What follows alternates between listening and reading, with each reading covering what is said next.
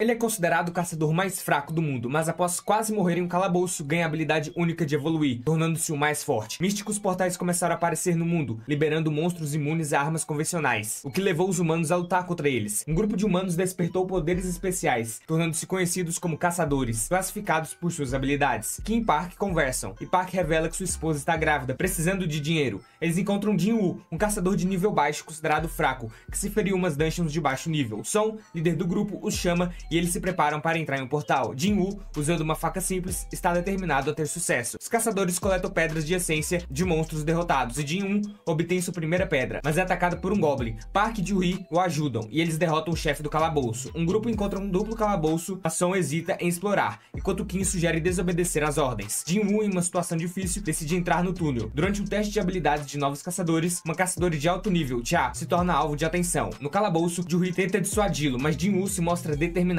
Eles encontram estátuas e um tablete antigo de pedra que revela que precisam demonstrar fé para sobreviver. Um ataque surpresa das estátuas os deixa desesperados. Jin-Woo, sempre próximo da morte, decide prestar-se diante da estátua principal, acreditando que isso salvaria. Ju-Hee e os outros o seguem, o que aparentemente apazigua a estátua. Mas a cerimônia não termina bem, com muitos caçadores sendo mortos. Jin-Woo percebe que devem ativar estátuas com instrumentos para sobreviver. E, após muitas dificuldades, ele consegue completar a segunda prova. No entanto, as tensões aumentam entre os sobreviventes. No altar, surge a necessidade de um sacrifício humano, levando a mais conflitos. Jin-Woo decide que devem se unir para ativar o altar e evitar um desastre eminente. Jin-Woo percebe que as estátuas param quando ele as olha e avisa a todos para manterem os olhos abertos, pois isso as impede de se mover. Parece funcionar, mas uma pessoa entra em pânico e foge, fazendo uma chama vermelha desaparecer. Jin-Woo desconfia que seja uma armadilha, mas outra pessoa também foge. Ele alerta sobre os pontos cegos e acredita que as chamas azuis são um cronômetro, estabelecendo que precisam sobreviver até que desapareçam. Kim, determinada a voltar para a família, corre, mas Jin-Woo percebe que não podem deter todas as estátuas. Son fala para Ju-Hee escapar com Jin-Woo, mas ela fica paralisada por falta de energia. Jin-Woo dá a ela uma pedra de essência e decide lutar até o fim. Ele acaba perdendo um braço durante a luta contra as estátuas e, em um momento de desespero, começa a chorar. Ao receber uma mensagem do sistema perguntando se quer se tornar um jogador, ele acorda em um hospital, completamente curado. O gerente da Associação de Caçadores informa que Son sobreviveu, mas perdeu um braço, e Ju-Hee precisa de cuidados psiquiátricos. Jin-Woo se sente desapontado ao descobrir que sua pontuação de magia é muito baixa, sendo comparável à de um civil. Sua irmã Dina visita e se preocupa com ele, mas não pode ver a tela que aparece para Jin-Woo. Ele descobre que pode aceitar missões diárias, e cada vez que as completa, seu corpo se recupera completamente e ele ganha pontos de habilidade. Após realizar uma missão, ele encontra um baú de loot e recebe uma chave para acessar um calabouço instantâneo. Enquanto isso, em flashback, vemos que sua mãe sofre de uma doença rara devido à exposição contínua à mana dos portais. Jin-Woo começa a trabalhar em um canteiro de obras, e seu despertar de poderes o qualifica como caçador. No presente, ele continua seu treinamento, ganha força e desbloqueia novas habilidades. Decidindo a se tornar mais forte, ele entra no calabouço usando a chave. Ao explorar, ele derrota goblins com facilidade, até se deparar com um lobo que quebra sua faca, recorrendo a um espelho mágico de seu inventário. Ele ganha uma espada mágica e após uma luta intensa, vence o lobo, alcançando o nível 2. Ele nota que combate real é mais vantajoso para subir de nível. Após derrotar um chefe, ele é recompensado com uma adaga poderosa. Assim que sai do calabouço, um soldado informa sobre um ataque recente de monstros. Jin-Woo se junta a um grupo de caçadores e, reconhecendo que eles são fracos, decide intervir. Com o arremesso preciso de sua adaga, ele cria uma abertura que possibilita a vitória sobre um grande golem. De volta ao hospital, Jin-Woo continua sua rotina de exercícios e surpreende a enfermeira com seu progresso. Ele percebe que ganhou massa muscular rapidamente devido a seus treinos e recebe um telefonema sobre o aluguel. Embora esteja tentado a passar por uma reavaliação para aumentar seu ranking, decide não fazer isso para evitar chamar atenção. Quando encontra um trabalho bem remunerado, ele se junta a um grupo de caçadores, mas descobre que vão entrar em um calabouço e se preocupa com a falta de um curandeiro na equipe. Mesmo ciente dos riscos, Jin-Woo assina o contrato, mas fica desconfiado da situação. Eles entram no calabouço, que é escuro e silencioso, mas logo ouvem monstros se aproximando, preparando-se para a batalha. Eles estão cercados por aberturas e entram em pânico. Questionando de onde os monstros virão, Jin-Woo observa o ambiente e avisa que as formigas atacarão de cima, permitindo que a equipe reaja a tempo e comece a lutar. Ele nota que, embora Young-Jae careça de força, seu equipamento ajuda. Está satisfeito com o desempenho do grupo, mas se sente frustrado, porque a missão está sendo muito fácil. Após derrotarem as formigas, eles procuram por gemas mágicas. Do-Nu se questiona como Jin-Woo previu os ataques, e ele menciona que foi apenas um palpite. Quan observa marcas de mordida nas formigas, suspeitando que o poderoso monstro tenha atacado. Young-Jae, contente por ter matado o monstro, revela que esta é sua primeira missão e que seu pai lhe comprou um equipamento caro, mas Jin-Woo alerta para ter cuidado, pois sente que algo está errado. No corpo de caçadores da guilda do Tigre Branco, eles continuam seus treinos, apesar de uma explosão que ocorreu durante o treinamento do Guild Master. Back, Jin-Woo, que ainda leva as bagagens do grupo, se pergunta sobre a falta de curandeiro na equipe, apesar do excelente trabalho deles. Eles encontram formigas feridas e seguem adiante, até que chega a uma área cercada por cristais de mana, acreditando que ficarão ricos. Young-Jae lê o contrato de Jin-Woo, mencionando que os cristais cristais não contam como saque, então ele deve receber uma parte. Donu revela que o chefe está guardando os cristais e sugere minerá-los antes de enfrentá-lo, já que o monstro está dormindo, mas explica que deixaram suas ferramentas de mineração para trás e precisam sair para pegar. Eles deixam Yong-Jen e Jin-Woo dentro, e Donu ordena a Quan que bloqueie a saída com magia, selando a entrada. Jin-Woo percebe que foram traídos. Ele se recorda do aviso de Son sobre o alto índice de criminalidade em incursões de calabouços, pois é difícil saber se um caçador foi assassinado. Yong-Jen se culpa por falar sobre o contrato, mas Jin-Woo já sabe que o grupo de Donu planejava matá-los desde o início. A aranha se aproxima e Yong-Jen promete proteger Jin-Woo, que percebe que a aranha é mais forte que os chefes que derrotou até então. Sentindo-se em desvantagem, ele se lembra do encontro com a estátua de Deus e diz a Yong-Jen para ficar atrás dele enquanto se prepara para lutar contra a aranha. Donu explica que não queria arriscar acordar a aranha, acreditando que ela voltará a dormir após comer Jin-Woo e Yong-Jen. Jin-Woo, determinado, vai em frente atacando com velocidade impressionante, enquanto Yong-Jen fica surpreso com sua determinação, mesmo sendo considerado um caçador de baixo nível. A cena muda para Gun-Hee, tá exausto após uma reunião, e Woo o convida para um treino. Woo tem dificuldades em atingir Gun-Hee, acaba levando um golpe devastador, mas se beneficia dos conselhos de Gun-Hee, que o incentiva a continuar treinando. De volta ao calabouço, Jin-Woo tenta cortar as pernas da aranha, mas se dá conta de que sua armadura é muito resistente e que seus ataques são mortais. Com sua fadiga aumentando, ele se lembra de usar as habilidades especiais de sua adaga e avista a cabeça da aranha, seu ponto fraco, preparando-se para atacar. A aranha cospe ácido, forçando Jin-Woo a recuar. Ele sabe que precisa fechar a distância e usa sua habilidade de dash para se mover mais rápido, atacando a cabeça da aranha. Porém, seu ataque não tem efeito e a fadiga começa a acumular, fazendo com que ele caia no chão. Quando a aranha se prepara para dar o golpe final, ele usa sua habilidade de recuperação total para desviar e faz um ataque surpresa, esfaqueando o olho da aranha. A habilidade da adaga o paralisa e drena sua saúde. Após um ataque implacável, a aranha cai e o sistema informa que o chefe foi derrotado. Yong-Jen, surpreso, diz a Jin-Woo para relaxar enquanto ele minera os cristais, mas o grupo de Donu chega e acredita que Yong-Jen foi quem derrotou a aranha. Donu dá a ordem de eliminar Jin-Woo, mas ele se recusa a obedecer e se prepara para lutar. Nesse momento, ele recebe uma quest urgente que o instrui a eliminar Donu e seu grupo, o que surpreende ao perceber que o sistema está pedindo para que ele acabe com pessoas. Enquanto isso, conhecemos a caçadora Ryan, que conversa com a amiga sobre como um recente chefe foi derrotado rapidamente por Cha. De volta ao calabouço, todos pensam que Jin-Woo está morto, mas ele se levanta, lembrando-se de que vive em um mundo onde somente os fortes sobrevivem. Ele se recusa a ser fraco, e em um ato de determinação, acaba matando um dos companheiros de Donu,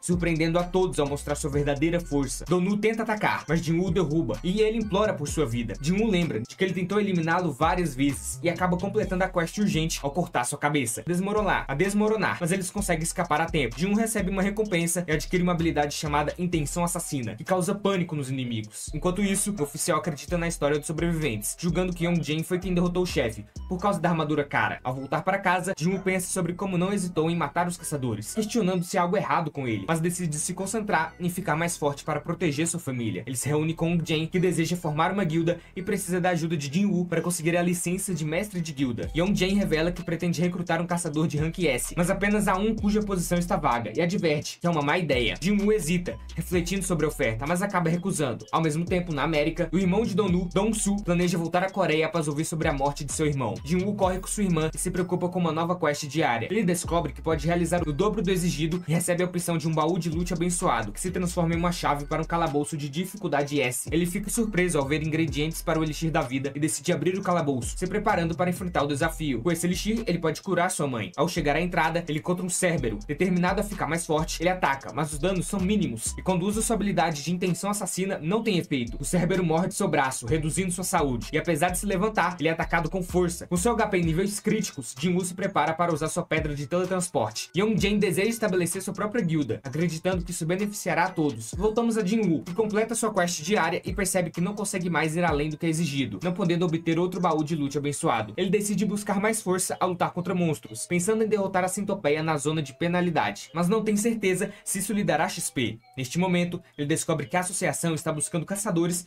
para limpar um calabouço de rank D e decide participar, pois acredita que é melhor do que depender de quests diárias. Corta para um dojo onde Son treina seu aluno e recebe uma convocação de emergência da associação de caçadores. Seu aluno se pergunta se ele vai se aposentar, mas Son explica que quer contribuir para a sociedade. Em casa, Kim também recebe a convocação, mas sua esposa quer que ele deixe de ser caçador, lembrando os riscos. Na guilda dos caçadores, Choi conversa com Baek, que está irritado por uma entrevista que não achou produtiva. Choi revela que Han, pai de Yong-Jen, está preparando sua própria guilda. Enquanto isso, Cha também recebe uma convocação de emergência, mas rejeita ser mestre da guilda de Yong-Jen, o que deixa Choi feliz. Eles comentam sobre uma ilha que foi selada após uma expedição que deu errado, e Choi pede a Baek ajuda para limpar a ilha. De volta a Jin-Woo, ele encontra Son e percebe que sua perna foi curada por um curandeiro de alto nível. Ele se junta a Ju-Hee e Kim se mostra envergonhado por ter abandonado Jin-Woo em sua última missão. Um grupo de prisioneiros prisioneiro se junta a eles para explorar o calabouço, com o oficial assegurando que eles não causarão problemas, pois um caçador respeitado os supervisionará. Jin-Woo é cauteloso, alertando Ju-Hee para não participar, mas ela insiste em ficar com ele. Kang, outro caçador, se oferece para liderar o grupo. Durante a exploração, eles enfrentam goblins facilmente, até que chegam a um ponto onde precisam se separar. Jin-Woo usa sua percepção para identificar o caminho que leva ao chefe. Com os prisioneiros entediados, Kang conversa sobre como um demente ofereceu dinheiro para eliminá-los, mas planeja relatá-los como mortos em combate. Durante a luta contra os goblins, um confronto acontece e Jin-Woo se depara com Kang. Após uma intensa batalha, Jin-Woo usa suas habilidades para derrotar Kang, completando sua missão e adquirindo a habilidade de furtividade. Enquanto isso, a supervisora se surpreende ao saber que Kang foi eliminado. Ela elogia Jin-Woo, que se sente mais forte, mas percebe que ainda enfrenta desafios. Ju-Hee expressa suas inseguranças sobre ser uma caçadora, lembrando suas promessas a Jin-Woo. À medida que a tensão aumenta, Jin-Woo se dá conta de que precisa se fortalecer para proteger sua família. Com o passar do tempo, Jin-Woo e Yong-Jen se preparam para uma raid em um calabouço de rank S. Yong-Jen forma uma equipe com caçadores considerados inúteis. Após conseguirem limpar o calabouço, eles planejam fazer mais raids em um só dia, garantindo uma recompensa significativa para todos. Contudo, Jin-Woo continua a se deparar com diversos desafios e monstros em sua jornada. Jin-Woo facilmente derrota os inimigos, permitindo que ele suba de nível. Ele está se tornando mais forte, usando novas habilidades como furtividade, que lhe permite lutar enquanto está invisível. Enquanto isso, Sun, o gerente da Guilda do Tigre Branco, toma conhecimento de investimento que foi feito em direitos sobre calabouços e se interessa por Jin-Woo, acreditando que ele reativou suas habilidades para sobreviver a desastres que mataram vários caçadores. Sun tenta recrutar Jin-Woo, oferecendo um pagamento elevado, mas Jin-Woo recusa, mencionando que Yong-Jen já lhe ofereceu uma propriedade valiosa. Ele decide vender 3 portais de calabouço por 900 milhões, mas acaba aceitando 600 milhões, prometendo manter segredo sobre o que descobriram sobre ele. Jin-Woo vai para uma floresta para completar a quest de mudança de classe e percebe que não pode curar enquanto está dentro do calabouço. Ele enfrenta o cavaleiro, mas usa sua força bruta para derrotá-lo, embora fique cansado. Ao sentir uma presença, ele enfrenta um assassino, depois um mago, mas as batalhas são cansativas.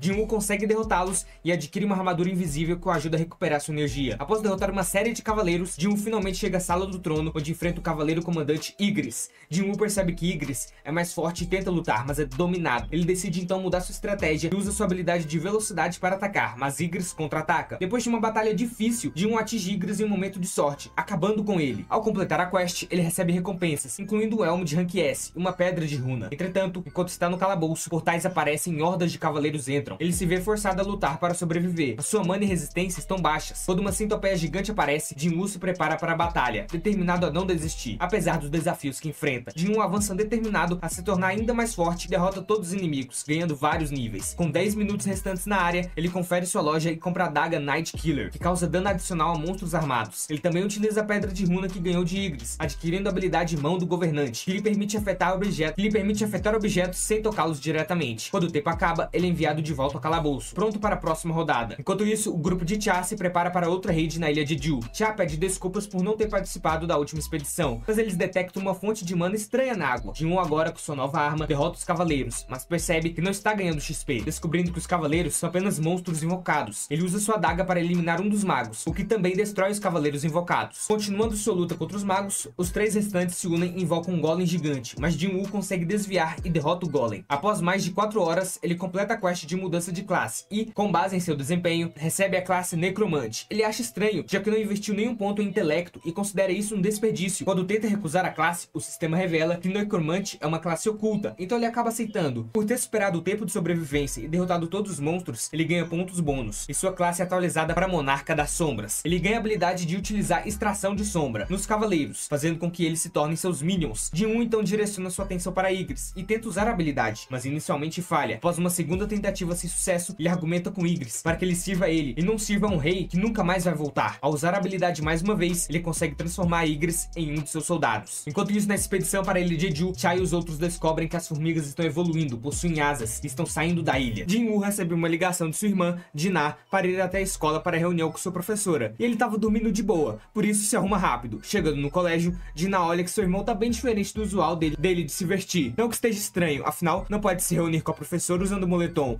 e Ji-Na se impressiona em como ele mudou. As garotas da escola estão tudo apaixonadas pelo gostosão do Sun Jin-Woo, o cara modelo que do nada entrou no colégio, e sua irmã diz que pode apresentar a ele uma mina, já que ele tá solteiro, mas ele puxa sua bochecha para parar de encher o saco. Na sala com a professora, ela comenta ao Jin-Woo que Ji-Na é uma aluna exemplar com ótimas notas, sendo um modelo a ser seguido. Isso deixa Jin-Woo feliz e contente. Como ela foi muito bem nos simulados, ela tem nota suficiente para entrar no curso de medicina que ela tanto quer. Por isso é bom que o irmão não a pressione além do limite. Porém, é outro assunto que a professora quer tratar com Jin-woo. Ela pergunta se ele permitiria a irmã mais nova virar uma caçadora se ela despertasse, e a resposta dele é não. Dito isso, a senhora deseja que ele faça o favor, um tanto egoísta de sua parte. Jin-woo se encontra com uma caçadora rank E que participou de uma raid dele e que é colega da Jin-ah. Ela abandonou a escola e não quer voltar. Ela diz que não adianta tentar convencê-la a voltar, que não vai funcionar. Embora Jin-woo diga que um rank E nunca vai sobreviver nesse mundo. Não é porque ela ganhou bastante dinheiro com a equipe do Sun que isso vai virar regra. Foi uma exceção bem rara, mas ela confronta dizendo que ele também é rank E e tá aí de boa. No entanto, para surpresa dela, Jin-woo não vai pará-la e pede para o seguir. Enquanto isso, o caçador Han Dong-soo voltou à Coreia do Sul, o irmão do caçador do grupo bandido que o Jin-woo deu uns fatality. O cara é todo ego inflado e não tá nada feliz em estar de volta a esse país lixo, como ele próprio diz. Porém, está surpreso que um gerente da Associação dos Caçadores tenha ido recebê-lo pessoalmente. Ele é perguntado se ficará muito tempo e Dong-soo diz que não planeja isso, só quer dar um jeito no assunto que o gerente já sabe, dar um jeito em uns caçadores dentro de uma dungeon. Vai acabar com o rank E e depois com o rank D, e intimida o gerente metendo a marra de que ninguém pode me impedir. Ele tá tranquilo, só querendo fazer seu trabalho. Assim, a tensão acaba. Vemos o caçador Choi conversando com Gu-hee sobre as formigas da ilha Jeju que estão evoluindo e criando asas para voar. Embora tenham caído no mar, é uma questão de tempo para se adaptarem e chegarem a regiões da metrópole. Com isso, Gun-hee vai acionar uma investigação na ilha Jeju. Então, à noite, Jin-woo chega e cumprimenta o gerente Han e o Sr. Hyun, levando a garota com ele. Eles ficam surpresos com sua presença e se lembram da garota também. Jin-woo pede desculpas por chamá-los de repente, mas eles ficam felizes em ajudar o Jin-woo, que quer participar de um treinamento e levou a garota para ganhar experiência também. A área em questão é categorizada como um local de alta aparição de portais, tanto que o portal de rank C brotou nesta manhã. Dito isso, chega um caçador pavio curto querendo que agilizem logo o bate-papo. Seu nome é Kim Chu, um rank A que é da classe tanque. A excursão será um treinamento para os caçadores mais jovens, com ele incluso. Kim será o líder da equipe de ataque. Quando Chu ouviu que o Jin-woo se juntaria, ficou bem bravo, pois não suporta a ideia de ser babá de dois rank E como Jin-woo e Han. Ainda por cima, dois deles. O gerente Han apresenta o grupo que terá um rank A, 5 rank B e 2 rank C, e por último 2 rank E, compondo uma equipe de 10 pessoas. Jin-woo espera que, levando o Han aí, ela desista após ver que ser caçador não é moleza, porém ela está bem determinada. Contudo, eles têm uma boa equipe que, se fizerem bem o trabalho, vai só encorajar mais a menina a seguir no ramo. Hyun pede para que Sun não faça coisas demais para deixar os novatos terem seu momento, o que Jin-woo concorda de boa. Então, oficialmente, vai começar o treinamento. Entrando na dungeon rank C, Jin-woo começa a sentir algo estranho, uma sensação bizarra de perigo, do absoluto nada. O portal começa a ficar vermelho, e Jin-woo tenta sair com o Han e pede para que o gerente traga a equipe principal de ataque, e é puxado de volta para a dungeon. Baek recebe a ligação do portal vermelho, que antes era um portal de rank C, e não acreditava que isso poderia acontecer. Portanto, tá indo imediatamente pro local. Agora, todos os caçadores estão em uma região de inverno bem forte, e a maioria é confuso. Han pergunta o que é o portal vermelho, e Jin-woo fala que é um portal que leva você a uma dungeon isolada do mundo externo, até que o chefão seja derrotado ou ocorra uma dungeon break. Não tem escapatória daí, e não há possibilidade de alguém ir os resgatar. Dito isso, os monstros dessas dungeons são bem mais poderosos que o normal. Nesse momento, uma flecha congelante quase acerta Han, e outra acaba falecendo um caçador rank C. Glória a Deus que Jin-woo salvou a garota segurando a flecha. Então todos entram em guarda, pois elfos do gelo chegaram no local. Como estão longe, a maioria não percebe eles, e como são inteligentes, já miraram nos dois elos mais fracos do grupo. Um tempo atrás, o Jin-woo seria o alvo prioritário, há exatos 2 meses atrás. Então os elfos ameaçam eles e metem o pé dali. E Han não está entendendo nada, e Jin-woo explica que os elfos do gelo, por terem uma natureza violenta como demônios, são chamados pelos caçadores como matadores do gelo. Chu, o tanque do grupo, fala para todos que a sobrevivência deles vai depender de todos o escutarem, pois nem mesmo o rank A consegue enfrentar tantos inimigos sozinho. Dito isso, eles formaram 2 grupos para seguirem em frente, o que Jin-woo já estranha, e Chu diz que assim suas chances de sobrevivência aumentarão, pois se ficarem discutindo, vão acabar morrendo de frio ou massacrados pelos elfos do gelo. Kim Chu garante que quem o seguir viverá para contar a história. Uma galera vai com ele, mas Chu não aceita os caçadores mais fracos, porque podem os atrasar, como Han e o Jin-woo, pois a cada dia que se passa nessa dungeon é 1 hora no mundo humano. Então derrotando o chefe ou tendo uma dungeon break pode demorar meses para saírem daí, o que é tempo demais para Chu cuidar do peso morto. Ele diz para não ficarem tão abalados e tratarem de se esconder até que os maiorais derrotem o chefe. Assim voltarão para casa vivos. No entanto, uma caçadora de rank B se junta a Jin-woo e aos excluídos, e diz que nem mesmo o tanque percebeu as flechas, mas Sun sim. A moça é esperta e notou que Jin-woo não é o rank E que diz ser. deduzindo que ele pode ser rank A ou talvez até maior. O grupo de Kim-Chu vai pelo campo aberto, enquanto os excluídos prosseguirão pela floresta. Então, ambos desejam boa sorte na caminhada um do outro. O tanque alerta seu grupo de árvores com marcas de garras. Isso quer dizer que adentraram no território dos ursos do gelo, ou seja, o grupo do rank E para ir de base é mole. É o que ele pensa, né? Mal sabe que o azarado vai ser ele, porém Chu não entende, porque pensou que Jin-Woo é o líder do outro grupo, sendo que tem um rank B e um rank C com ele. Dito isso, ursos enormes do gelo aparecem e Chu pede para se concentrarem e bloqueia o ataque do grandão, acabando com suas garras, e o corta ao meio. Enquanto isso, a rank B pede para Jin-Woo e os outros pararem e verem que as marcas indicam que estão no habitat dos ursos e precisam voltar antes que eles apareçam. Porém, Sung diz que é exatamente por isso que estão aí. Se é um território dos ursos, só precisam se preocupar com feras e não com inimigos inteligentes como os elfos do gelo, que são bem mais perigosos. Aqui a moça tomou um contra-argumento forte e ficou suave depois disso. Jin-Woo, para aquecer a todos desse frio dos infernos, pega casacos de pele de seu inventário para todo mundo, o que impressiona, já que nem caçadores de nível alto podem guardar mais do que 2 ou 3 itens de baixo nível. Agora geral tá trajado e quentinho para seguirem caminhando. E Han pergunta quem realmente é o Jin-Woo. Ele diz que como a trouxe aí, tem o dever de mantê-la viva e a salvo, mas pede que não faça mais perguntas, o que vale para os outros dois, não fazerem perguntas ou pedir algo. Dito isso, chega um ursão para encerrar o papo e Jin-Woo tranquilo vai partir para cima.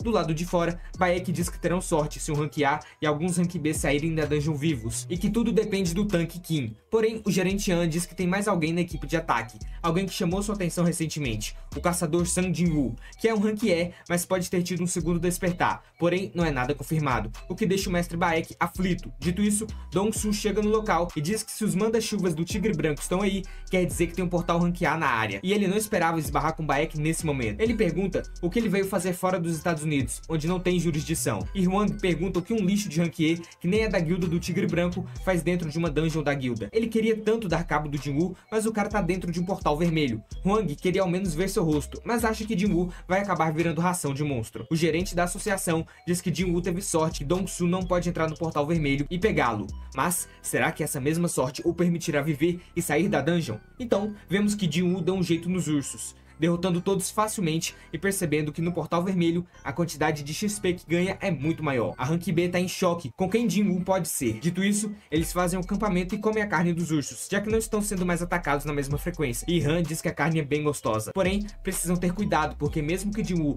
tenha acabado com um monte deles, ainda pode ter ursos em suas tocas. E Han diz que mesmo depois de comer, Jin-Woo foi fazer exercícios nessa situação. Uma pessoa estranha realmente. Então, um bando de ursos do gelo saem da caverna e Sung começa a invocar seu exército de sombras. Seus milhares de cavaleiros, magos e igres saem para seu primeiro trabalho a mando de Jin-Woo, acabar com as bolas de pelo, o que começa sendo uma batalha bem fácil, pois como sombras, eles não morrem e sempre voltam. Jin-Woo nota que eles se regeneram rapidamente, embora isso custe bastante de sua mana. Daí, o líder urso de Moicano sai da toca e ataca os soldados e magos de Jin-Woo, e usa um rugido de imperador poderoso, fazendo os soldados irem de vala, e a mana de Sung se esgotar. Agora, Igris que vai pro combate, e sem muita dificuldade, desvia do ursão e golpeia seu ombro. Saindo do seu campo de visão, ele ataca por cima e perfura o líder, o cortando todo e dilacerando suas pernas para que caia e não se mova, o que impressiona Jin-Woo, mas ainda não acabou, e Igris decapita o líder e Jin-Woo pensa que no dia em que eles lutaram, se Igris tivesse usado a espada o tempo todo, Sung seria história agora. Provavelmente, só nesse momento estão em nível igual, ou talvez Igris ainda seja mais forte, então Jin-Woo parabeniza pela missão cumprida. Enquanto isso, o grupo do Chu foi inteiramente dizimado pelos elfos do gelo, e só ele resta de pé. Mas, quando o inimigo acaba com seu último aliado, ele se desespera e foge. E vemos o líder dos elfos em um cavalo, pronto para caçar sua presa. Depois da treta com aqueles caras, o Sung dá um show e consegue várias novas sombras. Enquanto isso, lá fora do portão vermelho, o Dong-Su pergunta pro povo quanto tempo o Song já tá no portal. A galera ao lado responde que só faz 3 horas. Aí o Dong-Su já tá todo desconfiado. Acha que o Song já até pode ter batido as botas. Ele se vira pra ir embora, todo reclamão por ter feito uma viagem que pareceu em vão. Mas antes de sair, ele lembra que o Sung não faz parte da equipe do Tigre Branco e pergunta pro líder que raios o Sung tá fazendo com a turma de ataque. O responsável pela operação responde que o Sung é um amigo dele, e como o garoto estava curioso sobre o portal de rank C, não viu problema em deixá-lo acompanhar os Tigres Brancos nessa missão. Ao ouvir isso, o Dong-Su fica puto e parte para cima do sujeito, mas o mestre da guilda puxa o braço dele, mandando parar com essa besteira. Mesmo assim, o Dong-Su solta um soco e começa a menosprezar o mestre da guilda, dizendo que a guilda dele é de um país minúsculo e sem relevância. O mestre, indignado com a ofensa, começa a emanar uma energia sinistra, tipo um hack do rei, e o líder da operação percebe que precisa intervir vir antes que as coisas fiquem ainda piores. Mas antes que ele faça qualquer coisa, os dois já estão se agredindo. Ambos são Rank S. Enquanto isso, o Quintil começa a sentir o corpo congelar, mas tenta se convencer de que tá tudo certo, já que tem os equipamentos de sobrevivência. Quando ele avança um pouco mais, dá de cara com os cadáveres dos ursos de gelo e finalmente sacou que eles não eram um problema antes. Pensando um pouco mais, ele conclui que a matança tinha sido obra dos caçadores de Rank E, algo que ele achava impossível, mas depois troca de ideia e pensa que foram os matadores de gelo que tiraram os ursos de circulação. Aí ele começa a correr ainda mais. Enquanto isso, Dong-Su e o mestre da guilda estão sendo barrados pelo Jin-Chul de brigar. Jin-Chul diz que o Sung de fato é um caçador Rank E, porque ele mesmo testou os poderes mágicos do garoto há 2 meses e pode garantir isso.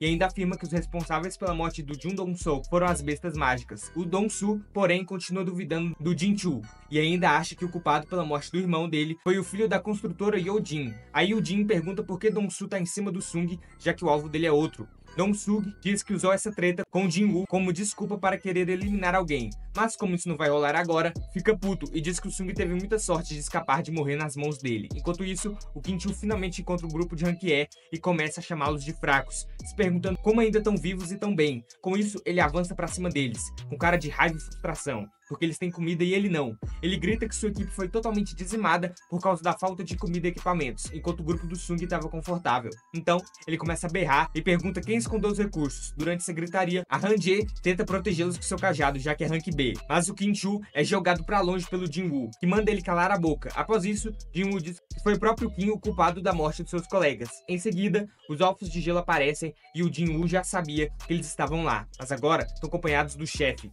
O Sung percebe que realmente tem um caçador habilidoso entre os elfos. Ele demonstra ter entendido o que o elfo falou, o que surpreende todos ao redor, já que ninguém mais está sacando nada. O elfo e o Sung trocam uma ideia, e o chefe dos elfos diz que um deles queria lutar com ele, pois notou que tem alguém forte ali. Mas antes que o líder dos elfos de gelo possa falar algo, o Jin-Woo tira a cabeça do elfo rapidinho e parte para cima do chefe dele. O cara consegue escapar, mas perde seu cavalo de gelo no processo. Aí eles voltam a conversar e o chefe percebe que o Sung não é humano, então pergunta o que o garoto está fazendo entre os humanos. Jin-Woo fica meio sem entender nada e o chefe explica que há uma voz na cabeça deles ordenando que matem os humanos quando eles se aproximam, mas essa voz não dirige ordens para Jin-Woo, o que significa que ele não é humano. Sung percebe que por ter se tornado um jogador, perdeu seus status de humano. Finalmente, o chefe dos elfos decide que não vale a pena brigar com Sung e propõe que ele entregue os outros humanos em troca da própria vida. Quando Sung pergunta quem eles são e o que querem, ele nota um bug no elfo, e do nada o chefe volta a repetir a mesma fala, como se tivesse tido um loop temporal, e não tivesse escutado a resposta do Sung. Mesmo na estranheza da situação, o Sung foca e responde pro chefe dos elfos que não tá afim de entregar os colegas.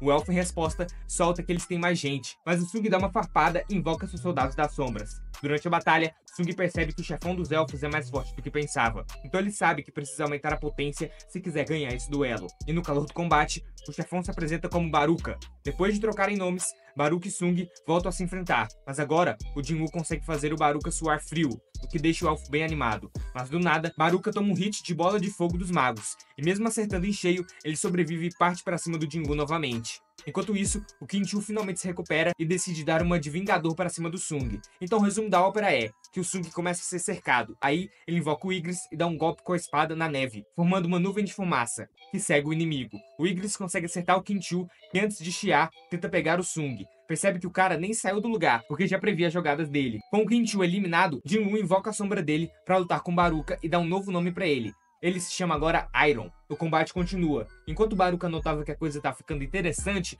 parte pra cima do Iron. Lá longe, os outros humanos ficam escondidos atrás de uma árvore, só observando o show, e a novata pergunta se é sempre assim que os caçadores lutam.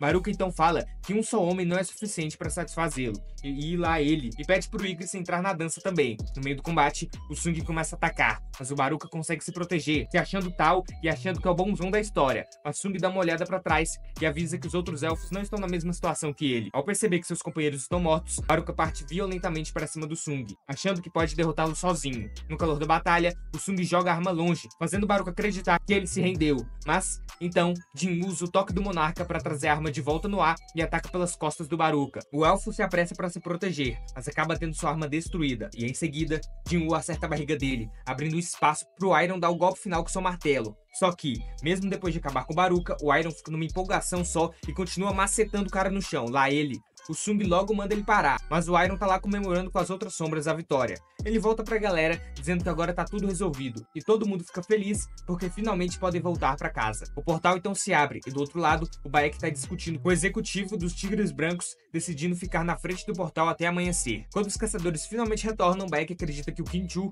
tá entre os sobreviventes e que foi ele quem salvou todo mundo. Mas assim que ele sai, descobre que o Kim-Chu realmente não conseguiu voltar e fica se perguntando por que só os caçadores de rank baixo conseguiram sair de lá vivos.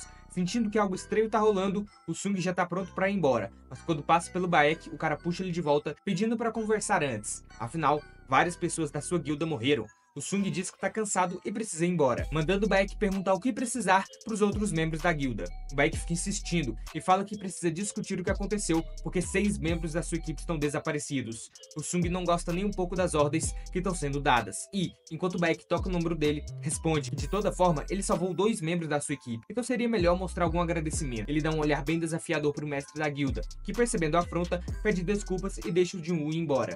Mas a curiosidade do Baek sobre o Jin-Woo continua e ele pergunta pra Park o que tá acontecendo com o garoto. Ela também não sabe a resposta, mas comenta que o Sung ficou de mau humor depois de derrotar o chefe do portal. O Baek, por sua vez, percebe que o Sung não é um caçador comum e dá instruções ao funcionário para trazer o garoto para a guilda deles. Em casa, enquanto toma banho, o Sung tá frustrado porque não conseguiu pegar a sombra do elfo. A diferença de poder era gritante e suas 3 tentativas falharam. Quando sua irmã chama ele se acalma um pouco. Já no dia seguinte, ele encontra o Yeon-ji, que chega todo estiloso, e antes de saírem para onde precisam ir, Jin-Woo pede para darem uma passada na casa da Ye-Han. Assim que ela entra no carro, chama o Sung de um jeito carinhoso, deixando o Yeon-ji em estado de alerta. Aí ela começa a contar sobre a noite anterior, dizendo que chegou em casa e não conseguiu dormir porque estava muito tarde. O Yeon-ji, bem chocado, comenta que a Ye-Han ainda é menor de idade, mas Jin-Woo acaba perguntando se isso é um problema. Quando vê que o Jin-Woo não tá se importando com isso, ele prefere deixar pra lá, dirigir e esquecer qualquer mal entendido. Sung se depara com os gigantes das sombras de Jin-Woo e fica espantado. É a primeira vez que vê sua nova habilidade, e isso incomoda, já que Jin-Woo consegue criar criaturas incríveis só com isso. Ele observa as sombras coletando as pedras e se sente inútil, pedindo pra ajudar com a tarefa para se sentir produtivo. Enquanto isso, um homem invade um lugar com americanos e tenta se comunicar em inglês, mas acaba em confusão. Voltando a Sung e Jin-Woo, eles decidem comer algo e falam sobre completar uma missão. Sung conta que precisa passar em um teste para conseguir a licença de mestre da guilda, e Jin-Ho quer que Jin-Woo considere um irmão mais novo, já que ele sente que ele sempre foi um irmão mais velho e melhor do que o que ele tem. O pai de Jin-Woo, ao ouvir sobre Jin-Woo, reconhece suas contribuições para a guilda e concorda em deixar Jin-Ho assumir a liderança, mas quer que ele traga o Jin-Woo junto dessa vez. Jin-Woo enfrenta demônios e recebe uma missão de coletar 10.000 almas enquanto se prepara para um desafio. Jin-Ho, por sua vez, está preocupado com a segurança da guilda. Jin-Woo, ao se preparar para uma nova fase, usa seus poderes e percebe que a batalha vai ser mais fácil do que a última vez. O gerente Han, amigo de Jin-Woo, procura por ele sem sucesso e fica intrigado com seu desaparecimento. Enquanto isso, Jin-Woo derrota um demônio chamado Vulcan, impressionando-se com a agilidade do inimigo. Ele usa a distração do demônio para atacá-lo e acaba cortando seu pescoço. No final, Hwan se encontra com agentes que discutem sobre poder e catástrofe, revelando que o verdadeiro perigo está apenas começando. Hwan confirma que veio para evitar uma catástrofe, mas Hang tá cansado desse blá blá blá, achando que se juntarem muitos caçadores dá pra qualquer coisa. Só que Sung diz que não adianta, porque qualquer caçador mandado vai ser devorado e usado contra os outros. Hwang decide seguir com o interrogatório e pergunta sobre o filho de Sung, que é Jin-Woo. Quando Yi-Wan descobre que o filho tá morto, ele fica revoltado e a briga esquenta, e ele acaba levando a melhor. No fim, eles perceberam que tiveram sorte por não terem destruído tudo. Jin-Woo chega no andar 75, percebe que sua comida acabou e resolve dar uma pausa para checar os itens que pegou. Ele já tem 2 itens para criar o Elixir da Vida, e tá quase lá. Só falta o sangue de um demônio purificado. Ele sabe que precisa se preparar bem para isso, então decide que é hora de mudar sua classificação de rank, já que não dá mais para esconder quem ele é de verdade. Ao chegar na guilda, o agente avisa Baek que ele está por lá, e ele fica sem acreditar. Baek, vendo que é sério, decide ir até lá. Enquanto isso, Jin ouve 2 caçadores nervosos sobre a avaliação, um deles preocupado em não conseguir um rank decente para ajudar a família.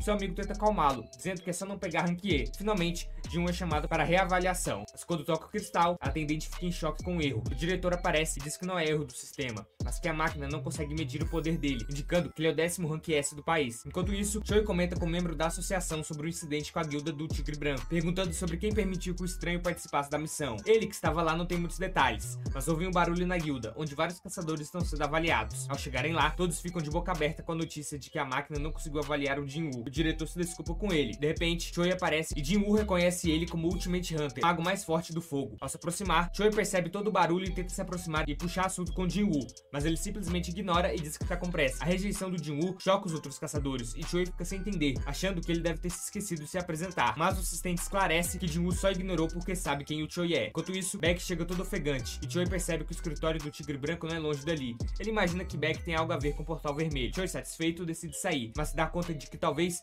tenha deixado Jin-Woo curioso demais. Jin-Woo visita sua mãe no hospital e promete tirá-la do coma. Após sair do quarto, esse cara, Gun-Hee, se apresenta como presidente da Associação de Caçadores e parabeniza Jin-Woo por ser Rank S, já que a máquina não conseguiu medir seu poder. Gun-Hee quer que Jin-Woo trabalhe com ele, explicando que os caçadores são os verdadeiros defensores do país. Jin-Woo, percebendo a influência de Gun-Hee, recusa a oferta, dizendo que prefere enfrentar monstros nas dungeons. No dia seguinte, Hwang acorda lembrando do que aconteceu e fala com seu chefe sobre o tal monstro, Wan-Sun. O chefe diz que a equipe já está atrás dele, mas acredita que não terão sucesso em capturar alguém que derrotou Hwang. Enquanto isso, Jin-Woo busca saber mais sobre os artefatos poderosos e se depara com preços altos que o decepcionam. Ele se lembra do orbe de Avesa, que pegou e considera vendê-la, mas teme que sugere suspeitas. O assistente comenta como Jin-Woo está sustentando a família toda, o que impressiona a todos. Em seguida, Jin-Woo entra para uma equipe de mineração na guilda dos caçadores, sabendo que precisa se especializar. Enquanto isso, Choi e seu grupo exploram uma dungeon, e Jin-Woo fica impressionado ao vê-los passar sem se machucar. Logo, Hein, a vice-mestra da guilda, aparece com uma presença poderosa, e Jin-Woo percebe a aura de um chefe de rank forte na área. Um grupo de mineradores começa a zoar Jin-Woo por ser um rank E, mas ele ignora. Depois, enquanto todos fazem uma pausa, ele decide explorar mais a dungeon e acaba se deparando com um portal gigante, deduzindo que ali é a câmara do boss. Antes de entrar, Hein aparece e pergunta o que ele tá fazendo, percebendo que ele estava se expondo ao perigo desnecessário. Jin-Woo tenta enrolar, mas Hein já percebeu que ele tá aprontando e manda ele sair dali imediatamente. Jin-Woo percebe que se irritar o chefe pode colocar a equipe de mineração em perigo,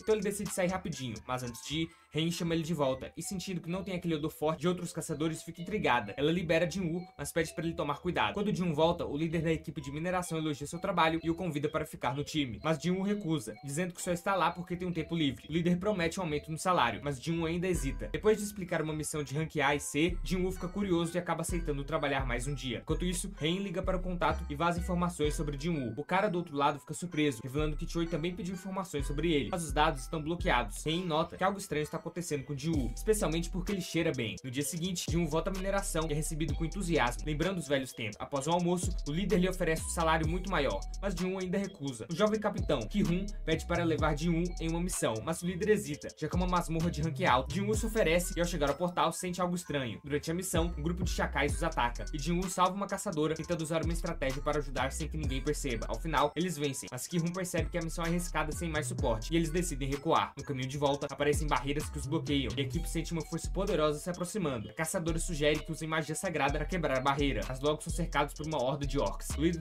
O líder daqueles orcs se apresenta e dá a eles uma escolha, lutar ou segui-lo. Sem muitas opções, Ki-Hun decide ir com ele, mas pede para Jin-Woo que saia da masmorra assim que possível. Uma das caçadoras entrega seu testamento a ele, pedindo-lhe que se salve e proteja sua família. Isso toca Jin-Woo, que se lembra de como se sentiu deixado para trás antes. Enquanto isso, Hein chega à masmorra, mas não encontra Jin-Woo. O líder da equipe de mineração informa que ele está carregando equipamentos. Enquanto isso, Ki-Hun e sua equipe se deparam com o chefe da masmorra, que os observa de seu trono, despreocupado. Enquanto isso, Hein, refletindo sobre Jin-Woo, lembra de ter visto ele com uma arma na frente da sala do chefe na noite passada. Isso já parece bem suspeito, e aí ela decide entrar no portal que tá na frente dela. Antes, ela pede uma arma pro líder do grupo de mineração. Ele dá uma picareta, a decepção é forte, e Hein logo pede por uma lança ou uma espada, mas o cara diz que não tem nada disso, o máximo que ela consegue é a picareta mesmo. Então, tranquilo ou não, ela segue pro portal. Por outro lado, Ki-Hun encara o chefe da masmorra e avisa que o trabalho dos aventureiros é fechar o portal, mas para isso precisam derrotá-lo antes. O chefe começa a brincar com a vida dos aventureiros, dizendo que vai torturá-los antes de acabar com cada um deles para entreter seus soldados. Ki-Hun fica bravo, porque esse cara não vê a vida deles como nada além de diversão. Apesar de não se destacar, o chefe percebe que Ki-Hun não treme diante de sua aura, então ele não tá sendo levado a sério. Ki-Hun vai pra cima do chefe, mas só consegue um ataque vazio, porque a pressão do chefe segura a equipe. Ele leva uma surra, sendo jogado no chão várias vezes, quase estilo Hulk vs Loki. No meio dessa bagunça, Jin-Woo aparece pra ajudar. Ele resolve intervir, mas mesmo sabendo que não era da conta dele, mas tá preocupado com a equipe. Jin-Woo pede autorização pra eliminar todas aquelas bestas mágicas e Ki-Hun, quase morrendo, dá a permissão. O chefe da masmorra acha que Jin-Woo é só uma imitação de um herói e o despreza, mas Sung responde que nunca viu um cerco tão intenso antes. Mesmo assim, ele convoca suas sombras, e se a luta for difícil, que seja pro chefe também. Enquanto isso, o cara da associação vai até o portal onde ele tá trabalhando e se pergunta por que ele tá fazendo isso. O líder da equipe pergunta o que é de estranho, e o cara da associação revela que ele está atrás de Jin-Woo. Antes que ele possa entrar entrar no portal, ele sente uma aura ameaçadora. Enquanto isso, Ren cruza uma pilha de orcs mortos e se pergunta como a equipe de Ki-Hun conseguiu derrotar tantos. Ela percebe que a mana poderosa que sentiu é provavelmente do chefe da masmorra, e que Ki-Hun e sua equipe estão em apuros, então ela se apressa para encontrá-los. O chefe da masmorra ri da equipe de Jin-Woo, achando que o número deles é inferior e que ele tá agindo como um tolo por desafiá-lo assim. Jin-Woo diz que o chefe deveria ficar mais atento e ativa sua habilidade de domínio do monarca, algo que ele desbloqueou ao atingir o nível 70 no castelo demoníaco. A aura que emana dele surpreende os aventureiros, e Jin-Woo começa a eliminar vários orcs de uma vez. Enquanto ele luta, um dos aventureiros pensa que assistir Jin-Woo lutando é como ver a vice-mestra da guilda em ação. Ele fica pensando por que alguém tão forte está agindo como um simples carregador. O chefe ataca os soldados de Jin-Woo com uma bola de fogo, os chamando de meros cadáveres. Jin-Woo, cheio de coragem, diz que ele também pode trazer seus soldados de volta à vida quantas vezes precisar. O chefe tenta usar magia de gravidade para derrubar Jin-Woo, mas ele parece preparado e bebe um frasco de mana, frustrando os planos do chefe. Enquanto isso, um dos caras da associação analisa o portal e diz que é de rank alto, beirando o rank S. O líder da associação manda avisar o mestre da guilda imediatamente, para que eles se preparem para ajudar a equipe de ataque secundária. Voltando pro combate, o chefe zomba, dizendo que seus soldados são superiores em todos os aspectos. Jin-Woo, por outro lado, continua tomando suas poções de mana e diz que vai mostrar ao chefe o terror de lutar contra o necromante, transformando os orcs do chefe em suas sombras. O chefe sente um frio na barriga e manda seus homens atacar com tudo para trazer a carcaça do Jin-Woo como oferenda. Choi, em outra parte, conversa com seu assistente sobre a situação de Ki-Hun e fala que se houver uma dungeon break, vai ser como um incidente na ilha de Jeju. Choi diz que ainda há tempo para resolver, então pede que reúna os caçadores mais fortes para seguirem para a masmorra. E se tudo falhar, vão ter que chamar a Tigre Branco e os ceifadores, mas Choi prefere resolver isso sozinho se puder. Enquanto isso, o combate continua com uma coreografia de ataque lindo, digno de anime Tier S. Jin-Woo percebe que seus soldados estão em vantagem, mas o chefe usa sua magia para impedir a equipe de Ki-Hun de agir, afirmando que eles estão lá apenas para assistir. E por fim, o chefe se aproxima de Jin-Woo, dizendo que já tá cansado da insolência dele. Então, Jin-Woo decide atacar o chefe da masmorra de frente, mas o ataque dele é bloqueado na hora. Ele chama suas sombras para dar uma força, e de repente, Ren aparece no cenário e fica confusa com a bagunça. O chefe tenta esmagar Jin-Woo como se ele fosse um inseto, mas o cara dá um jeito de se salvar mais uma vez. Em resposta, o chefe começa a incendiar tudo ao seu redor com sua magia de fogo, perguntando se Jin-Woo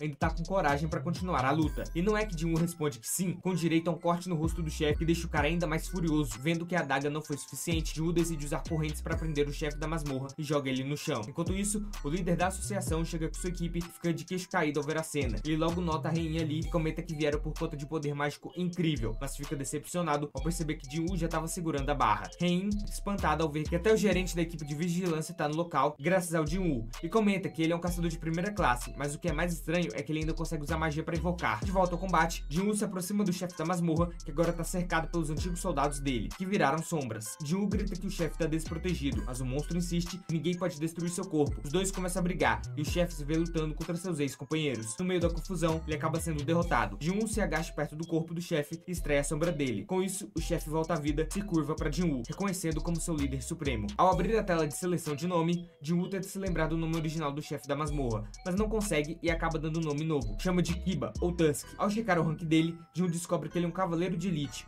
um rank que nunca tinha ouvido falar antes. Nesse momento, a galera chega pra bombardeá-lo com perguntas, e depois de descobrir que ele não é só um transportador qualquer, os agentes pedem pra guardar segredos sobre o que viram, já que essa é a forma deles de agradecer por Jin-Woo tê-lo salvado. O Capitão Ki-Hun também resolve agradecer Jin-Woo de forma especial, pois agora ele se sente aliviado sabendo que a equipe toda tá a salvo. Jin-Woo ainda devolve o testamento da maga que ele havia prometido entregar à família dela, já que ela não vai precisar mais disso. No dia seguinte, Choi bate um papo com Ki-Hun sobre a performance impressionante de Jin-Woo na batalha. Durante a conversa, Choi pergunta se ele é mais forte que Jin-Woo, e Ki-Hun fica meio sem graça e pergunta se Choi seria capaz de limpar uma masmorra de rank A nível alto sozinho. Choi admite que não, então percebe que vai precisar de Jin-Woo ao lado dele. Enquanto isso, Jin-Ho se encontra com Jin-Woo para falar sobre a guilda que ele tá criando. Do outro lado da cidade, um cara chamado Lee Mi-sung tá se achando o rei do mundo, que agora é um super-humano e que todas aquelas pessoas que estão no anúncio de classe estão lá por causa dele. Enquanto estava o caminho da associação, Beck e Choi se deparam com uma confusão danada causada pela imprensa. Os repórteres, todos empolgados, querem saber se eles estão pensando em recrutar Lin Song-song.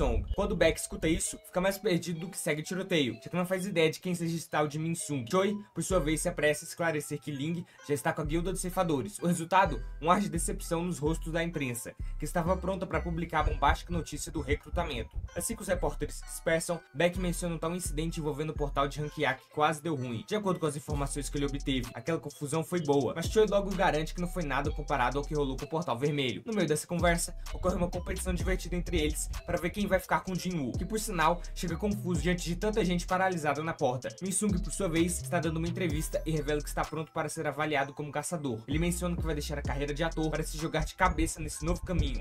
A galera da imprensa fica em choque com essa decisão apressada e começa a comentar enquanto Mi-sung se diverte por dentro. Ele já recebeu seu rank A, mas ninguém sabe disso. No seu discurso, Mi-sung diz que está pronto para arriscar a própria vida, e no meio da agitação, Sung se aproxima da associação para fazer seu teste de rank. Um repórter bem mandão pede que ele fique para trás, mas Sung se mantém firme, afirmando que tem compromisso com a associação e que precisa passar. O presidente da associação, ao escutar a confusão, vai até eles e explica que Sung é um convidado especial, relembrando que havia pedido para Mi-sung não fazer a conferência nesse horário. Quando a movimentação toda começa a esquentar, Mi-sung se apressa e quer entrar para fazer seu teste de rank, mas o segurança avisa que a avaliação está rolando. Aí Mi-sung rapidamente começa a ameaçar o Jin-ho, dizendo que pode fazer ele ser demitido com uma simples chamada. Jin-ho, não querendo saber de tretas, responde que não tá gostando nada da arrogância do Mi-sung. Enquanto o presidente e a comitiva vão em direção à sala de avaliações, passam por Baek e Choi, que fazem uma reverência explicando que estão lá para conferir o resultado do Jin-woo, já que o rank S é coisa raríssima na área. Chegando na sala, o avaliador pergunta sobre o tipo de poder que Sung possui. Ele convoca um de seus servos de sombras, revelando que essa é a única habilidade que tem. Porém, o diretor já tinha feito uma análise completa e pediu para Jin-woo mostrar tudo. O que acontece a seguir é inesperado.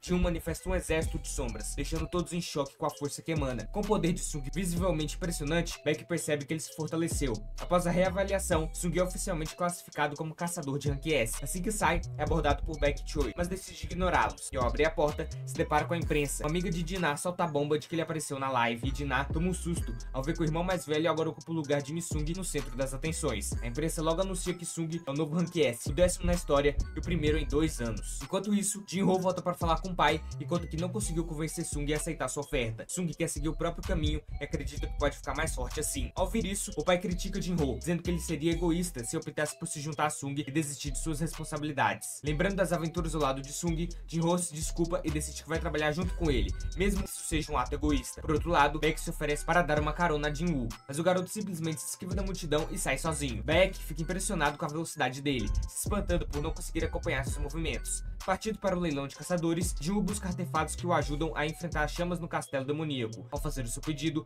o atendente lhe apresenta uma capa e um anel. Após ouvir os preços, Sung pede um desconto. O atendente, tentando brincar, diz que Jin-woo poderia levar os itens de graça se conseguisse quebrar o vidro que os protege. Sung leva a sério a proposta e começa a concentrar mana para realizar o ataque, mas o atendente rapidamente desiste da piada. Para surpresa dele, o vidro estilhaça um pouco sem que Sung sequer toque nele. Após isso, Sung pede algumas adagas e ao chegar na seção delas, percebe que a qualidade é péssima. Ele tem a ideia de vender uma de suas próprias adagas para aquele comerciante. Para sua surpresa, a adaga vale 100 milhões de wons, o que deixa perplexo, já que ele a comprou por apenas 2,8 milhões de ouro. Enquanto isso, Baek reflete sobre a verdadeira força de Sung, acreditando que ele não teve um segundo despertar, mas sim que é um caçador que cresce com o tempo, algo incrível, inimaginável. No dia seguinte, Jin-ho vai à casa de Sung, pois a partir dali eles estarão ocupados para valer. Sung convoca todos os guardas de Tusk, notando que só aparecem 3. Logo se lembra que um dos soldados ficou preso no teto na batalha anterior. Ele manda todos protegerem Dinah enquanto estiver fora e dispersa alguns outros pela cidade. No novo dia, Jin-ho agradece a Sung por deixá-lo dormir em sua casa, como resultado de sua oposição ao pai. Jin-ho acabou expulso de casa. Ao conversarem sobre o trabalho, Jin-ho pergunta o que eles vão fazer na torre. Sung revela que vão fazer um treinamento intensivo por uma semana. Jin-ho, impressionado, lembra que Sung acabou de ser classificado como rank S e se espanta com a determinação dele em buscar cada vez mais poder. Depois de deixar Jin-ho na porta do castelo demoníaco, ele segue seu caminho sozinho, tentando entender melhor a quest que tem pela frente. Jin-woo descobre que a missão é derrubar Baran, o monarca demoníaco, e depois pegar a alma dele. Depois de entender toda a missão, Sung sai rumo ao andar 75. Se sentindo um verdadeiro herói. Enquanto isso, a mãe do Jin-woo tá batendo um papo com o pai e pergunta se ele não tá sentindo falta do filho que saiu de casa. O pai, com aquele jeito de quem não tá nem aí, responde que Jin-ho é só um pássaro problemático que escapou do ninho. Mas de repente, ao soltar essa pérola, ele começa a ver tudo escuro e desmaia no chão. Voltando para o nosso amigo Sung, ele bota o Tusk pra batalha para lidar com os inimigos. E percebe que a criatura tem um ataque muito poderoso, então precisa usar isso com cautela. Enquanto isso, o pai do Jin-woo, que tá lá no hospital, tá sabendo pela esposa que o filho tentou visitá-lo enquanto ele tava apagado. A mãe explica tudo o que rolou e diz que o pai tá muito cansado, mas o médico revela que ele tá com uma doença do sono eterno, que começa com um soninho profundo até o paciente cair no coma. O pai do Jin-woo, preocupado, pergunta de onde vem essa doença, e o médico responde que é de quem não consegue lidar com mana, ficando perto de quem a possui por muito tempo.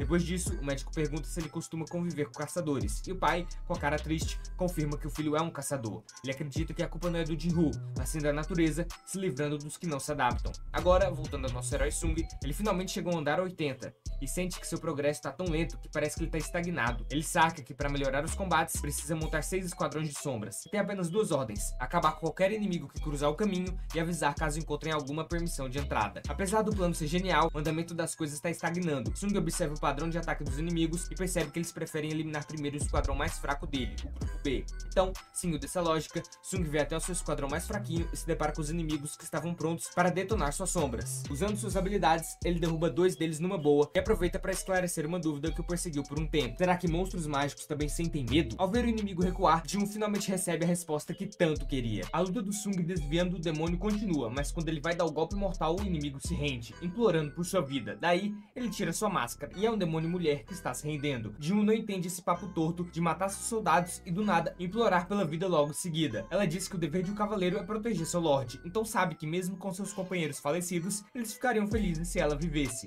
Jin-Woo deixa quieto e mete o pé, mas a mina não aprende e tenta apunhalar Jin-Woo pelas costas, mas Tusk o defende. Ela mais uma vez, se ajoelhando agora, pede desculpas e implora que Sung a poupe. Jin-Woo quer saber onde fica a permissão para o próximo andar. A demônio responde que seu clã mantém em segurança a permissão. Ela pode entregar isso para o Aura Man e também sabe onde estão as outras permissões nos andares acima. Se o Jill garantir a segurança dela e de seu clã, ela mostra o caminho de bom grado. Agora Sung entende porque estava difícil de achar permissão, e que sua aura intimidadora pergunta na moral se ela não está mentindo para ele. Ela sente esse poder e todo o seu ser diz a verdade que não está mentindo. Jin acredita e ele segue rumo ao clã da demônio. No mundo de fora, uma formiga voadora faz um massacre numa ilha povoada, e voltando para o castelo demoníaco, ela diz ser a filha mais velha do clã Hajiru. Seu nome é Ezil, mas Sung quer saber outras coisas, como que Baruch lhe revelou na dungeon de inverno. Ele pergunta se os demônios escutam uma voz na cabeça dizendo para matarem humanos. Ezil diz que não, mas escuta uma ordem diferente, que é de proteger o lugar onde está. Isso começou quando eles chegaram nesse local. Jin quer saber de onde eles eram antes. Ezil responde que eram do Makai, o mundo dos demônios. Porém, um dia, de repente, estavam nesse lugar pegando fogo. Sung quer saber o que faziam no Makai. Daí Ezil começa a falhar seu sistema, parecendo um NPC que não pode falar mais nada. Porém,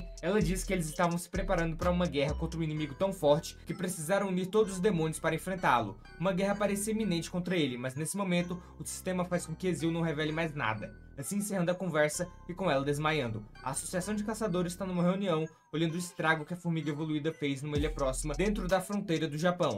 Foram 294 vítimas civis e 108 caçadores foram mobilizados para conter a ameaça. No entanto, 4 Rank E faleceram, mais um Rank C e um Rank B. E tudo isso contra uma única formiga. A gente tá ferrado. Chegar o Meruem aí e a guarda de elite estamos perdidos, vamos jogar no Vasco. Precisou de um Rank A para dar o golpe mortal na formiga. Ou seja, uma formiga voadora tá no nível de um Rank A. Isso bate com o relatório da equipe de necrópsia e a equipe de vigilância. O ataque foi a 120 km da ilha de Jeju. Se as formigas dominarem mais o poder de voo, aí vão chegar no continente e o caos está decretado de vez. Dito isso, o presidente Gun-hee pede que falem com o Japão para uma operação conjunta e que avisem aos países vizinhos para aumentarem o nível de ameaça. O velho decreta o começo da 4ª operação de ataque à ilha de Jeju. Jin-Woo e Ezil chegam ao castelo do seu povo e o pai dela, o rei, sente um temor absurdo, pois consegue ver que Sung está guardando seus soldados das sombras bem perto dele. Jin-Woo fica impressionado que ele consiga ver isso. Os soldados apontam suas armas para ele, achando que podem alguma coisa, mas Jin-Woo só quer a permissão para ir pro próximo andar e deixa todo mundo vivo. Ele consegue a chave para entrada e o rei manda ele embora de vez, mas Jin-Woo vai levar Ezil com ele, pois ela sabe o caminho para outras permissões. Dito isso, Jin-Woo jura ao pai dela que vai a manter segura e a demônio tá doidinha querendo Jin-Woo, que eu sei. Jin-Woo segue avançando e Igris e Tanque evoluíram também. Igris já é comparável a um Rank S e o Tanque a um Rank A. Ezil diz que a partir do andar 90, os monstros são os demônios de elite mais poderosos, por isso ela diz que é melhor fazer uma barganha com eles com os itens que ela levou para a jornada. Porém, Jin-Woo diz que não será necessário isso, porque o forte nunca negocia com o fraco. Ele diz que vai colocar o clã Hajiru no topo. Assim, Ezil e seu povo ficam sossegados em viver aí. E o motivo do Jin-Woo para fazer isso é porque gostou da Ezil, mas não do jeito que ela pensa, pois pro Sung ela lembra do Jin-Ho, uma pessoa meio doidinha com quem ele tem facilidade para trabalhar junto. Jin-Woo fala que ela pode meter o pé, porque daqui pra frente o negócio vai ser doido, e ele jurou ao pai dela que a manteria segura. Porém, Ezil tá determinada a seguir com Jin-Woo. Enquanto ele enfrenta as mais diversas criaturas e demônios, Ezreal se esconde e assim eles vão progredindo numa boa, sem nenhuma dificuldade pro Aura Man. No mundo humano, Choi avisa para a vice-mestre da guilda dos caçadores, Tia Hein, que eles foram convocados pro quarto ataque à ilha Jeju, juntamente com Beck, mestre do Tigre Branco, e todos os caçadores de Rank S da Coreia do Sul, além, é claro, da união de forças com a maior guilda do Japão. Em breve eles serão convocados e Choi tá com sangue queimando para acabar com essas formigas. Enquanto isso, Jin e sua escudeira chegam ao 100º andar e um golpe relâmpago vem e quase os atinge. O inimigo é o monarca demoníaco Baran. O bicho é tão apelão, sua sede de sangue faz Ezreal ficar pálida. Então, o Baran convoca um monte de minions para juntar no Jin. Contudo, o Aura Man usa sua expansão de domínio, que deixa suas sombras mais poderosas, e chama a cambada toda. Assim começa a festa e é fogo pra lá, bicho voando pra todo lugar, uma loucura. Mas claro, que o Baran não fica parado só olhando a festa. Ele já usa um golpe de raios que dá dano em área e stuna todo mundo. Graças a Deus, o Aura Man conseguiu proteger Ezreal no maior pique cavaleiro e sua princesa. Jin tenta ser rápido pra acabar com isso, pois mais desse golpe em área e vai acabar com a mana dele por trazer as sombras de volta. Aura Man usa furtividade e arrancada pra atacar de surpresa o monarca demônio. Porém, não adianta de nada. Baran usa de novo o golpe relâmpago e agora com a calça toda cagada, Jin pede ajuda pro Igris e Tusk. O mago orc impede o golpe relâmpago e Igris corta a cabeça da montaria de Baran. Agora no chão, vai começar o duelo mais hype dos animes dessa temporada. Contudo, acalma o coração aí que voltamos pro mundo humano, onde a mulher Hanekawa, que faz parte da guilda japonesa Espada Empunhada, vai ser a intérprete na reunião do mestre dessa guilda com a associação. Gunri diz que eles têm 7 Rank S, sendo a maior guilda do Japão, considerada a segunda maior da Ásia. Quem está no comando é o mestre da guilda, Goto Ryuji. Na reunião, descobrimos que as formigas crescem de forma acelerada após sua eclosão dos ovos, mas vivem apenas um ano. Se acabarem com a rainha formiga, as outras morrerão no prazo de um ano. Em relação ao seu comportamento, elas são atraídas por inimigos com bastante poder, o que foi descoberto graças às 3 raids anteriores. O mestre diz que na questão da estratégia de ataque, ele e mais 9 caçadores de Rank S de sua guilda participarão, deixando apenas um de lado. Eles atrairão as formigas como forma de distração. Nas suas simulações de IA foi mostrado que esse é o plano com maior taxa de sucesso. Gunri fica feliz com essa quantidade de Rank S por parte do Japão para ajudar, alivia bastante pro lado da Coreia. Então, ele concorda e diz que fará um planejamento tático dentro dessa estratégia. Voltamos para o Aura Man e ele tá passando um pequeno sufoco, pois não tem tempo de recuperar a mana com poções. Seus guerreiros estão indo com tudo contra Baran, mas não adianta muita coisa. O cara até pega Jin pela cabeça e quase dá o fatality. As suas sombras o prendem e seguram, porém vem o golpe relâmpago e apaga geral. Finalmente acaba a mana de Jin e Baran invoca 2 espadas negras. Indo pro X1 contra o Aura Man, uma cena de luta de cair o queixo, animação top de linha. No meu entendimento de leigo, é claro. Contudo, num certo ponto, Jin tá na desvantagem. Ele segura as lâminas de Baran com as mãos nuas, tentando contê-lo, e quando ele tá pra ir de base por conta do golpe relâmpago, Ezreal lança sua arma e distrai o monarca demoníaco. Nessa chance, Jin vai com tudo do seu atributo físico e toque do dominador pra cima de Baran, arrancando seus braços e desferindo o golpe final nele, que é um soco de baixo pra cima no queixo. Assim, sua cabeça vai de arrasta e tem uma grande explosão no céu. Enfim, Aura Man completou a missão de adquirir a alma de Baran, o monarca demoníaco. Jin desprezou voltar e contar ao seu pai que agora o seu clã Hajiru é que manda no pedaço. Ele recebe o sangue do monarca demônio, que ele precisa para criar o elixir da vida, mas aí ele percebe que a taxa de sucesso para fazer a poção depende do seu nível de inteligência. Fica nervoso, mas decide ir em frente mesmo assim. No fim, Jin consegue craftar 6 elixires. A descrição diz que cura todas as doenças, mas ele fica na dúvida se vai funcionar para salvar a mãe dele. Aí o Iron dá ele os restos de um Ivern, e ele transforma a criatura em um dos seus subordinados. O sistema pede para ele dar um nome, e ele escolhe Kaizel. A Ezreal fica toda animada, falando que deveriam fazer uma festa quando voltassem, mas ele ignora ela completamente. Ele percebe que ganhou a runa de troca sombria como recompensa, então esmaga ela e aprende a habilidade de troca sombria, que permite ele trocar de lugar com qualquer um dos seus subordinados. Ele decide testar e se despede da Ezreal, e ela tenta confessar algo, mas percebe que um dos cavaleiros dele tomou o lugar. A gente vê o Jin na cidade, percebendo que conseguiu trocar de lugar com um dos cavaleiros que ele mandou patrulhar, mas ele precisa esperar 3 horas para usar a habilidade de novo. Então ele pula nos céus e invoca o Kaizel, que leva ele de volta para casa. Enquanto isso, na associação, Jihyo e Gunri discutem o plano para eliminar as formigas, mas não tem certeza se vai funcionar. Eles têm um plano de retirada caso dê merda. A gente vê o Beck bebendo com o amigo Bangu, um curador aposentado Rank S. Bangu lembra o Beck do momento em que as formigas mataram o amigo deles, Yunsuke. Beck explica que precisa participar da raid porque as formigas são uma ameaça pro país todo. Bangu acha que o Beck tá lá para convidar ele, mas fala que não tá interessado.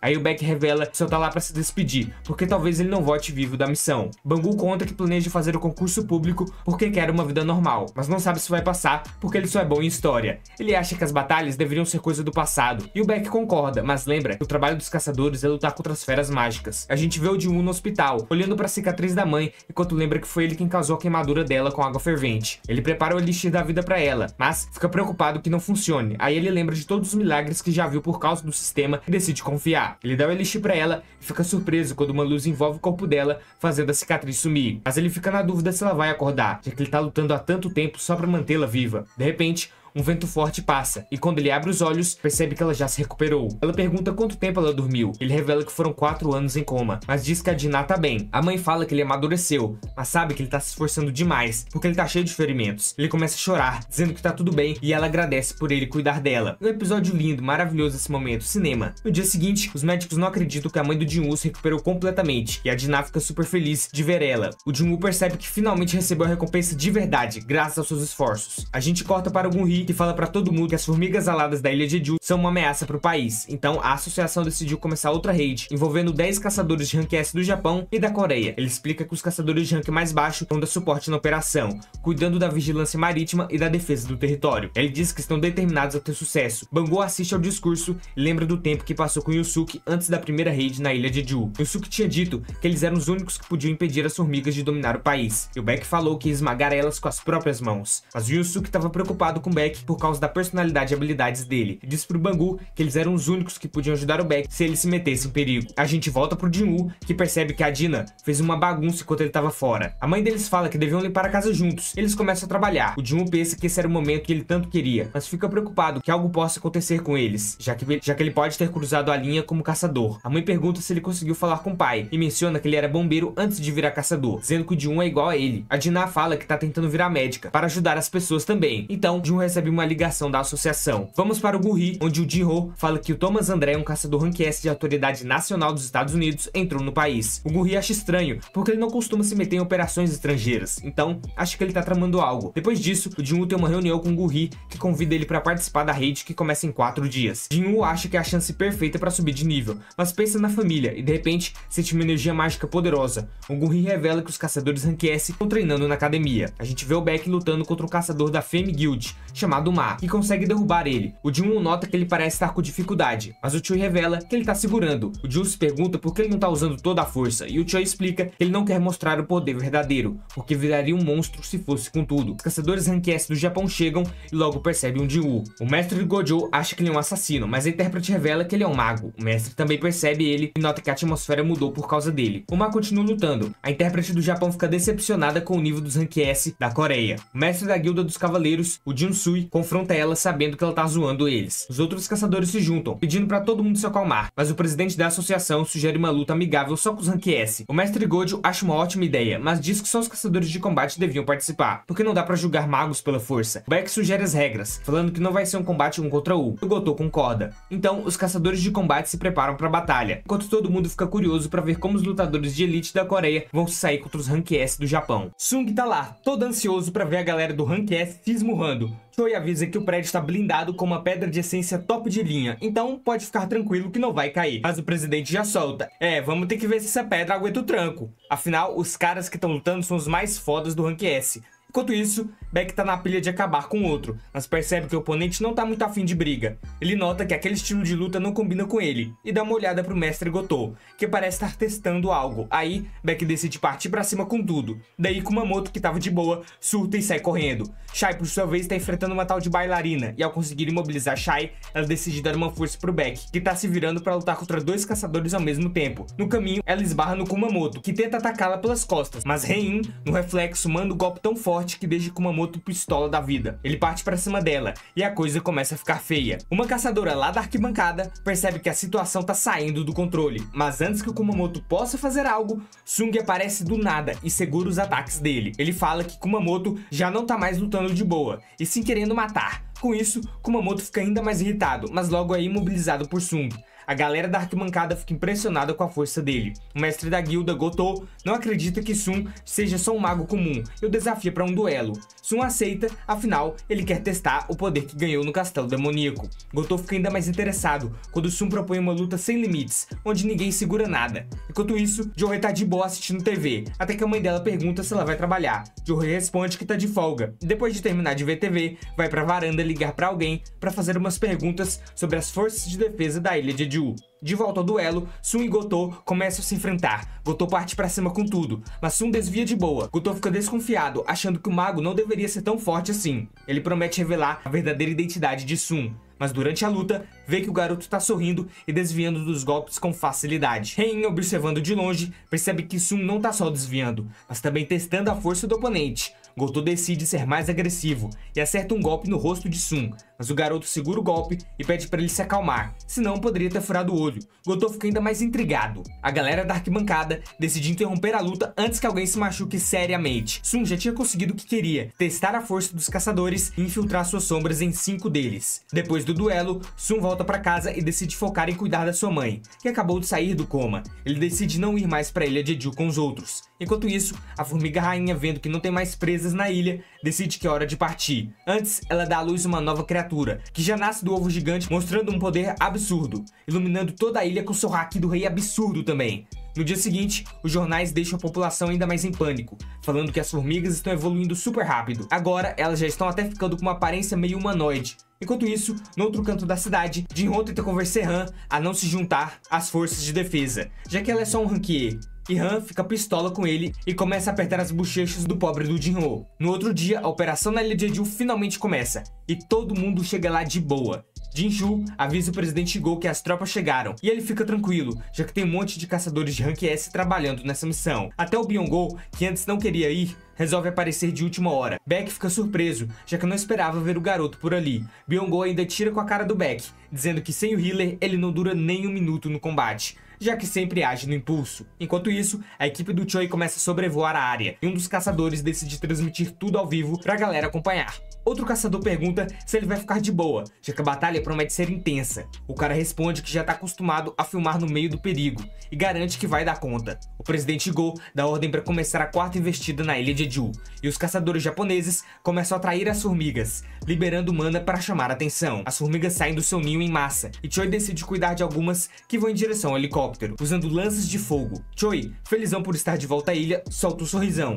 Depois de lidar com as formigas, eles pousam e partem para encontrar a rainha. Enquanto isso, outra equipe cria um sinal de interferência para evitar que as formigas recebam um sinal de emergência da rainha, mantendo elas na área. Baek e a equipe chegam numa área cheia de túneis, e ele fica perdido, sem saber qual leva até a rainha. Choi, esperto, começa a tirar magia de fogo em todos os túneis para agilizar a busca. Enquanto isso, Sun tá fazendo seu treino matinal e fica pensando na raid, mas se lembra que a ilha tem os melhores caçadores de Rank S e fica mais tranquilo, confiando que eles vão dar conta. De volta à equipe do Choi, eles seguem por um túnel que parece levar até a rainha, mas no final não encontram ninguém. Os caçadores acham que ela fugiu, mas Baek lembra que eles estão numa ilha, então não tem pra onde correr. Choi encontra uma câmara de ovos e deduz que a rainha deve estar por perto, até que ele topa com um ovo gigante já quebrado. Baek muda o foco da investigação e decide investigar o ovo em vez de ir atrás da rainha. Enquanto isso, os caçadores de Rank S do Japão estão de boa, conversando depois de uma batalha, até que Shimizu é morta do nada. Eles nem perceberam o que aconteceu, só ficam assustados com a aura sinistra que sentem no ar. Mano do céu, eu fiquei com muita dor da garota que foi de Vasco, tadinha, não deu pra fazer nada. E isso que ela era Rank S, hein? Tô vendo que geral do Japão vai de vala, ou pelo menos a maioria. E o healer dos caçadores coreanos também vai de vala, tô avisando. Tô sentindo o mal chegando nele. Comenta aí se tá curtindo essa reta final de Solo Leveling Season 2. Aproveita e deixa seu like e se inscreva no canal que ajuda muito. Ativa o sininho pra não perder nenhuma novidade. Valeu pelo apoio de sempre e falou!